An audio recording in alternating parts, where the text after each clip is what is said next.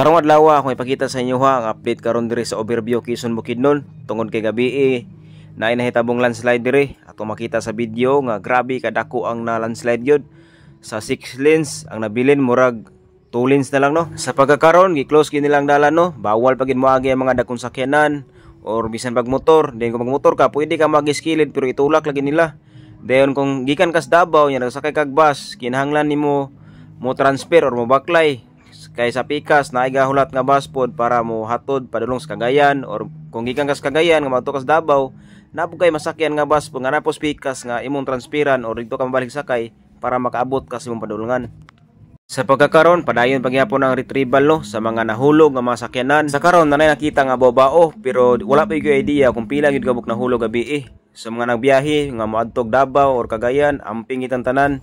Mao ning update karon diri sa overview og palihok og share ni nga video para daghan makakita. Amping tantanan, God bless.